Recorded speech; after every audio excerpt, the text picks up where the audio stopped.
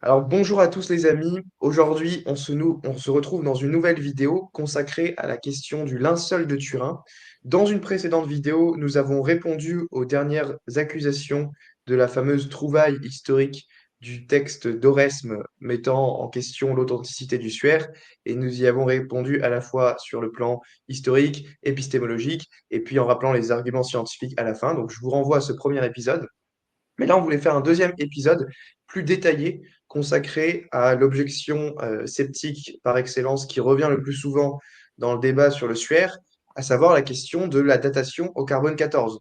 Vous savez tous que dans l'histoire du suaire, en 1978, il y a eu les études du STURP qui ont passé énormément d'heures pour étudier le linceul au plan scientifique. Mais en 1988, il y a eu une datation qui a fait polémique. Et cette datation concluait que le linceul pouvait être daté au XIVe siècle et donc que ça serait un faux du Moyen Âge. Et donc, depuis cette date-là, ceux qui ne s'intéressent pas de près au débat sur le suaire pensent que ça y est, le case closed, comme disent les Américains, le cas est réglé, le linceul est un faux du Moyen Âge et il n'y a plus rien à en dire. Et donc, je voulais faire cette vidéo avec Tristan Casabianca, qui est un expert du suaire, qui va nous montrer à quel point c'est faux et à quel point, depuis cette date-là, on a fait de nouvelles découvertes qui précisent et qui affinent ce qu'on peut dire par rapport à la datation du suaire. Et donc, bonjour Tristan, merci de me rejoindre pour cette interview. Bonjour Mathieu, merci beaucoup pour ton invitation. Voilà, alors est-ce que tu peux nous exposer un petit peu ce qui s'est passé par rapport à la datation du carbone 14 en 88 et ce qu'on a découvert depuis, et de nous dire si cette datation est fiable et sinon nous expliquer pourquoi, voilà, comment, qu'est-ce que tu as enquêté sur le sujet parce que tu as publié des articles académiques consacrés à cette datation du carbone 14. Donc, que peux-tu nous dire sur le sujet? Oui, cette datation par le carbone 14 du Sieur de Turin, c'est tout un roman, hein, c'est même un thriller un peu, hein. On trouve de tout et particulièrement, on va le voir avec les nouvelles découvertes qui ont été faites au cours de la dernière décennie. On a vraiment des éléments de nouveaux qui sont assez troublants et qui nous permettent, tant d'un point de vue statistique que d'un point de vue documentaire, de remettre en question l'interprétation unilatérale un peu facile que l'on pouvait avoir de cette datation lorsqu'elle a été rendue publique en 1988 et l'article publié dans Nature en 1989. Bah, alors, juste, je pense que pour fixer un peu, on voit pas, le but, c'est pas de rentrer dans les détails techniques, hein. Juste pour dire qu'est-ce que c'est que la datation par le carbone 14. Ça a été inventé par quelqu'un qui s'appelle Willard Libby, qui a reçu le prix Nobel de chimie en 1960 pour cette invention. Ça permet donc, en mesurant le taux de restant de carbone 14 d'un organisme mort, de pouvoir dater, de pouvoir avoir un intervalle calendaire et donc de savoir, disons, avec un bon degré de certitude, quand est-ce qu'il est mort. Et donc, à partir de là, on a une date qui est assez fiable. Et ça a été quand même une grande révolution dans le domaine archéologique. Et c'est une méthode qui était assez fiable et dont Willard Libby, par exemple, a pensé tout de suite à l'appliquer au Sieur de Turin. Mais à l'époque, il fallait quand même prendre et donc détruire un bout de tissu qui était trop important.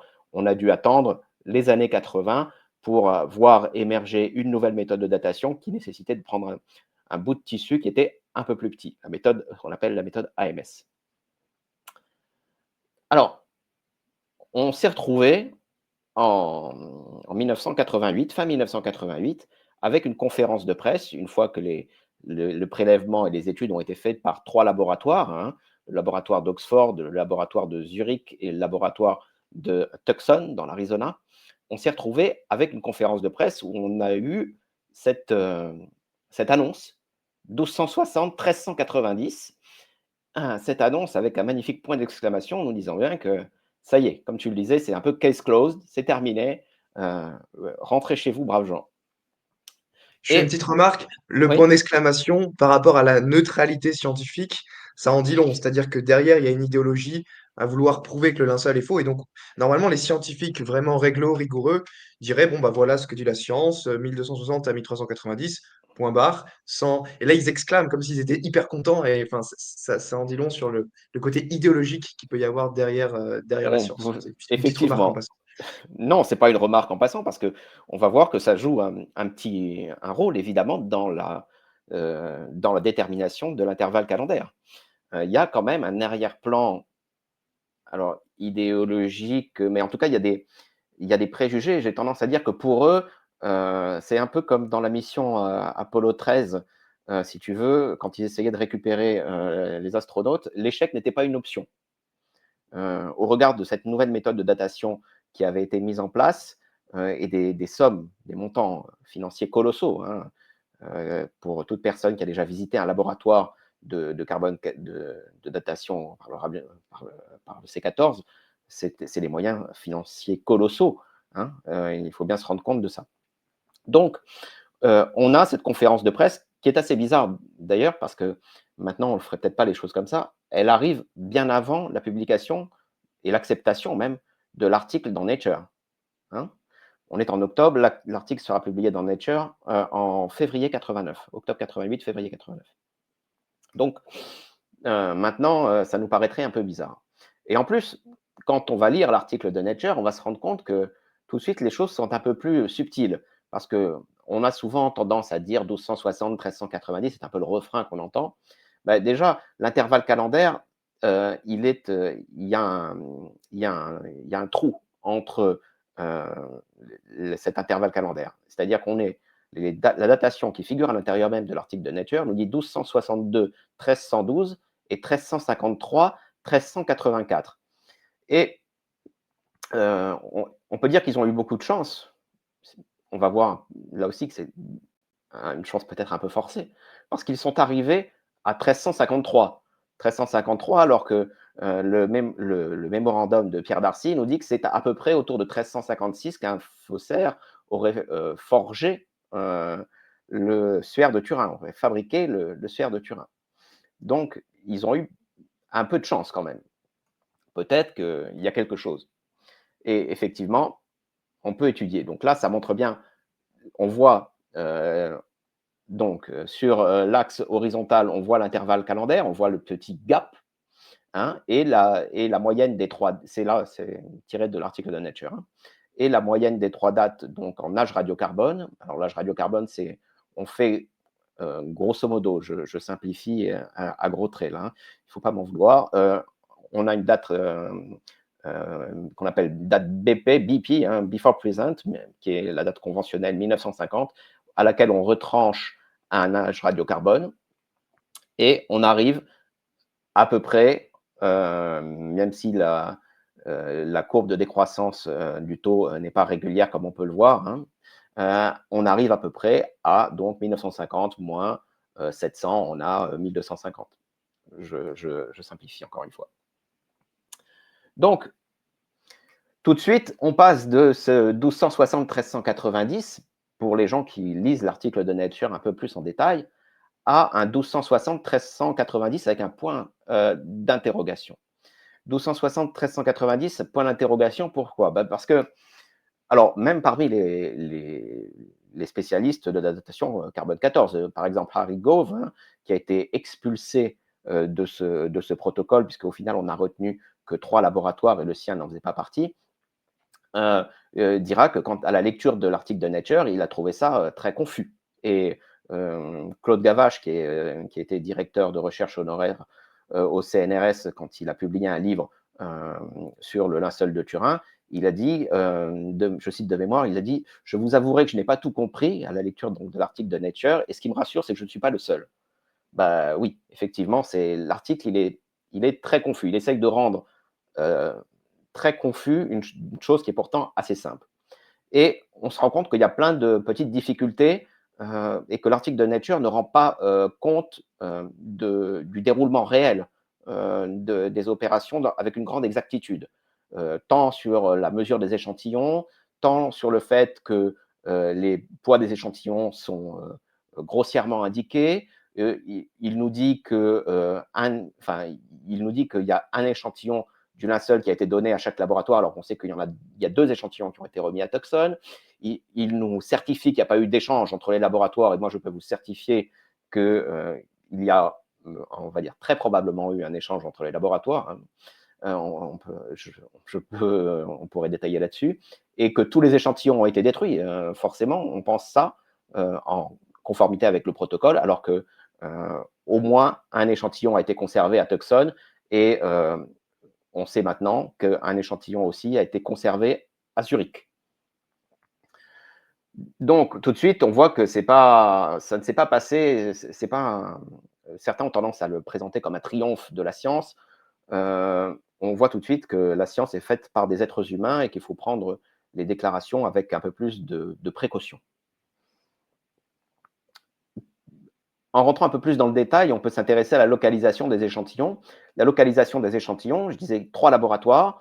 Donc, on a coupé beaucoup pour donner au laboratoire. On a préservé un échantillon qui est aujourd'hui à Turin et on a donné, donc, je disais, 2 échantillons à Arizona, un à l'extrémité gauche et l'autre à l'extrémité droite, c'est celui à l'extrémité droite qui va être testé. Et à côté, on a l'échantillon de Zurich et on a aussi l'échantillon d'Oxford. Et on va voir que cette localisation, elle est assez importante dans la suite des interrogations concernant la validité de cette datation au carbone 14. Pourquoi? Parce que on a eu beaucoup de difficultés à obtenir les données brutes.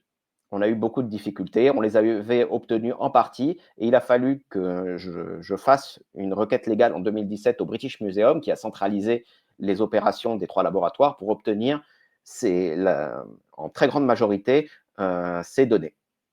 Et donc ça a été un combat et on a pu avoir ce qu'on appelle notamment auprès d'Arizona les computer printouts, hein, donc les sorties d'ordinateur. Et donc les données brutes aussi en grande partie d'Oxford, pas en totalité. Et auprès de Zurich, on a eu de très bons retours. Et tout de suite, ça dessine un panorama qui est beaucoup plus flou, comme je le disais. Et quand c'est flou, voilà. Pourquoi? Parce que partons sur la conclusion principale 1260-1390. Quand l'article de Nature a été envoyé, quand l'article a été envoyé à Nature, il y avait auparavant un petit exercice qui était prévu dans le protocole, qui était de fournir un brouillon à un professeur de métrologie à Turin qui s'appelle Antos Bray. Hein, il était directeur de l'Institut de métrologie. Et lui, dans la documentation qu'on a obtenue, on peut voir qu'il a demandé que la phrase fameuse, désormais, comme quoi il y aurait des preuves concluantes, enfin conclusive evidence, en faveur d'un drame médiéval, eh bien, il avait demandé que cette phrase soit supprimée et qu'on se concentre uniquement sur l'intervalle calendaire à 68% qui est daté le Sphère de Turin du dernier quart du XIIIe siècle. Et il avait bien aussi remarqué qu'il y avait des problèmes au niveau statistique. Bien qu'il n'avait pas à sa disposition, et c'est là aussi son erreur, il n'avait pas demandé les données brutes. Il se fiait uniquement aux données que lui avaient fournies les laboratoires. Alors on pourrait dire, oui, mais bon, c'est publié dans Nature, c'est solide, etc., etc. Le problème, quand j'ai obtenu ces données, et ces documents, c'est que j'ai obtenu aussi les avis des referees, donc ceux qui sont censés, les relecteurs experts, qui sont censés relire le papier en grand détail. Et là, c'est l'intégralité de leurs commentaires qui a été transmis au British Museum. On voit que ce n'est pas beaucoup. Ils ne sont pas allés dans le détail. Et en plus, l'éditeur de Nature n'a pas jugé bon de donner à relire ce papier à un statisticien. C'est ce que nous dit notamment un relecteur de Nature. Il nous dit: je suspecterais qu'un statisticien pourrait soulever certaines questions techniques, mais ce n'est pas le point, ce n'est pas le sujet de ce papier. Alors que manifestement, on est dans une intercomparaison. C'est uniquement, si j'ose dire, c'est quasiment exclusivement un problème de statistique. un problème de statistique et ça se voit vite, hein, parce que on a un problème dans l'article de Nature avec ce qu'on appelle le niveau de significativité, hein, qui est dans la première version qu'ils envoient à l'article de Nature, qu'ils envoient donc pour cet article à Nature, la première version, c'est le tableau de gauche, on voit le significance level, il est strictement inférieur à 5%, alors que pour les autres échantillons, les échantillons de contrôle 2, 3 et 4, il est tout à fait normal. Donc, on a pour l'échantillon 1, l'échantillon donc du suaire de Turin, un significance level qui est insuffisant. Quand c'est inférieur à 5%, c'est inacceptable d'un point de vue strictement statistique parce que ça montre qu'il y a de très forts soupçons d'une hétérogénéité parmi les échantillons. Donc que le taux de C14 n'est pas le même. Or, évidemment, en théorie, il doit être le même partout. Et ce n'est pas cette version-là qui va être publiée dans l'article de Nature. Dans l'article de Nature, on a toujours les mêmes valeurs, mais on a un taux de significativité qui, cette fois-ci, va être égal à 5%. Donc, il y a eu manifestement une correction, et une correction pour rentrer dans la route et pour dire que finalement, circuler, il n'y a rien à voir, il n'y a pas de problème. Le problème, c'est évidemment quand on refait les calculs statistiques, on se rend bien compte qu'il y a une difficulté et qu'ils ont tenté de camoufler. Et alors, on est allé après, au cours, depuis les années 2010, plus loin dans l'analyse statistique.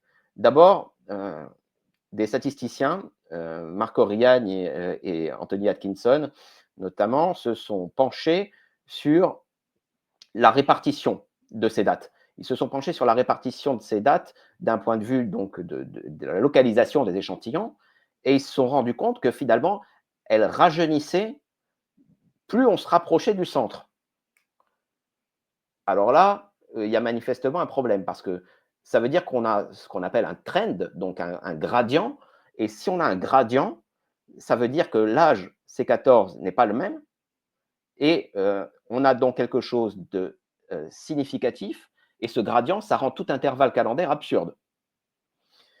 Et on a réussi, quand on a obtenu les données brutes, à confirmer, à retrouver ce gradient à l'intérieur des données. Donc, manifestement, il y a quelque chose qui est une sorte d'erreur systématique, et c'est quelque chose, c'est un terme grave hein, en statistique, il y a une erreur systématique à l'intérieur des données C14. Donc, là, manifestement, un problème, et c'est quelque chose de très embarrassant. Quelque chose de très embarrassant qui finalement a réussi un peu à émerger au sein de la littérature mainstream. Je vais prendre deux exemples. Après toute la série de publications qui ont été effectuées depuis les années 2010, on a par exemple le dernier manuel d'archéologie très, très mainstream qu'on donne à tous les étudiants, qui nous parle du suaire de Turin. Et voici ce qu'il nous dit dans la dernière édition, 6e édition, qui doit dater de 2023 ou 2024. Hein. Il nous dit « Des facteurs non détectés suggèrent que cette fascinante histoire de datation directe pourrait ne pas s'arrêter ici. Les données brutes issues de la datation originale du suaire ont été remises en question ces dernières années, et plusieurs spécialistes ont suggéré que l'absence d'homogénéité statistique indique certains problèmes avec les échantillons originaux. » Là, ça montre bien que finalement, la communauté scientifique un peu mainstream prend conscience de ce problème. Il faut dire que d'un point de vue statistique, c'est assez inévitable du moment qu'on regarde les données froidement.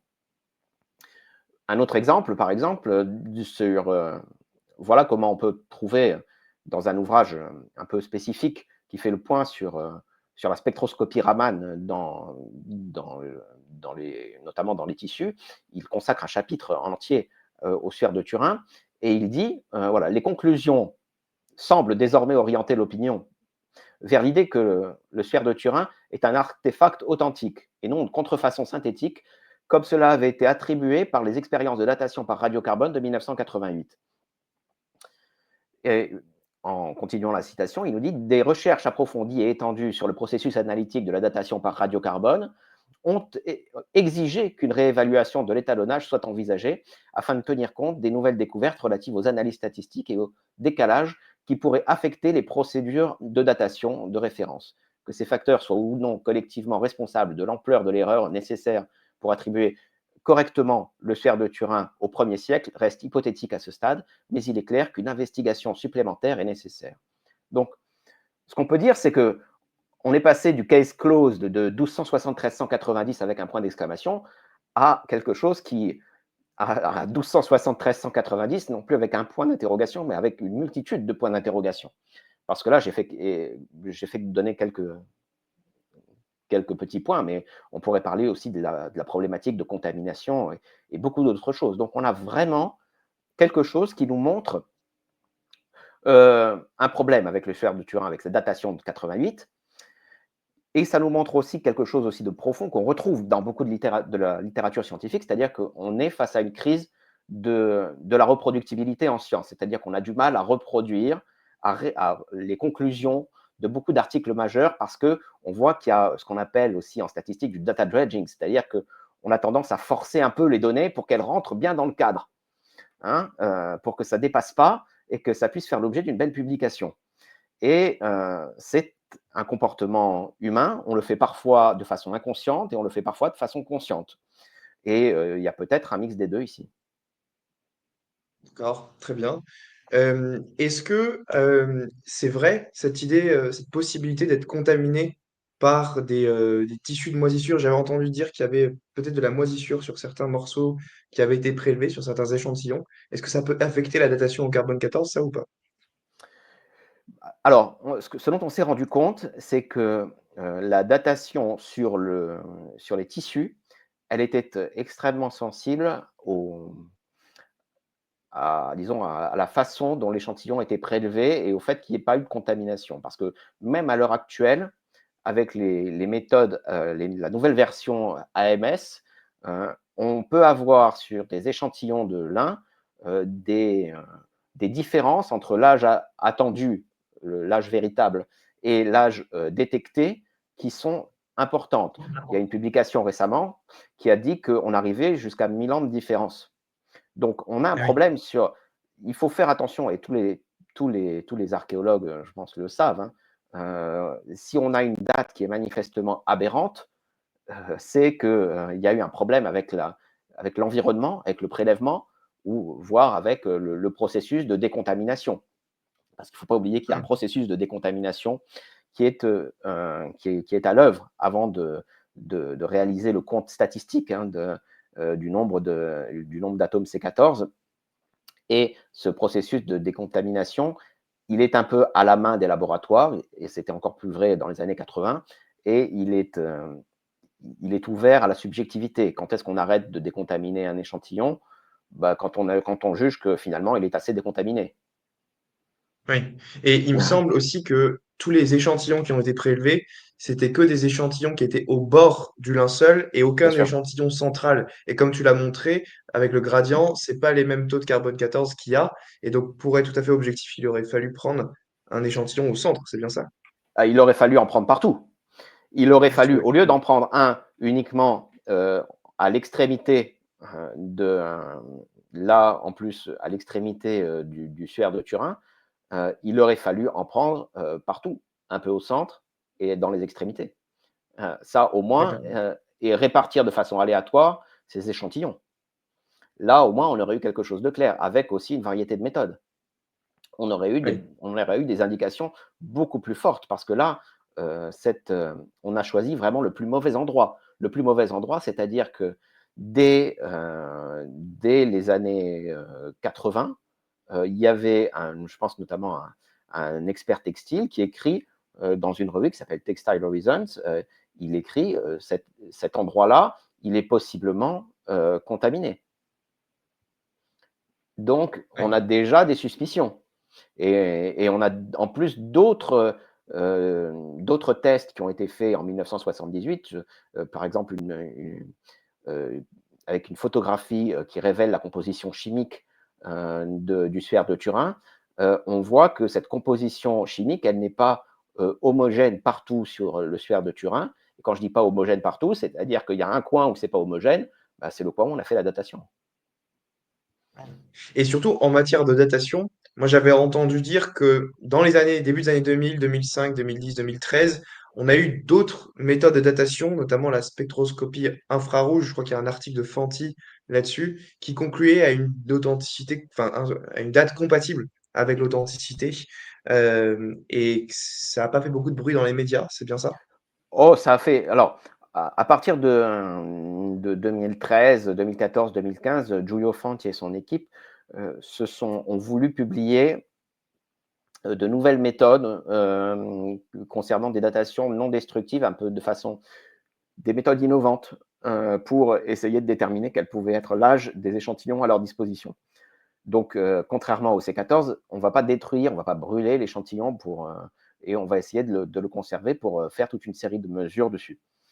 Euh, donc, cette série d'analyses, elle va donner, disons, un intervalle calendaire qui va être plutôt intéressant en ce qu'il contredit la datation au C14, il est incompatible avec elle. Quand on agglomère toutes les mesures indépendantes qui ont été obtenues, et il est compatible avec un drap antique. Hmm. Et en plus, au cours des dernières années, on a eu une autre méthode qui s'est ajoutée à cela, et à cette La méthode, wax, la wax, en exactement, 2022, c'est la méthode de la wax. Ouais. oui, exactement. Et, euh, et donc là, on a une nouvelle méthode qui va aussi dans ce sens-là. Le problème, c'est que il faut être, on a donc cette série d'indices concordants, de mesures indépendantes, mais elles sont assez novatrices. Donc, ce qu'il faudrait, c'est qu'on ait toute une série de laboratoires différents sur une multitude d'échantillons qui arrivent à reproduire cette méthode pour arriver à s'assurer de sa fiabilité.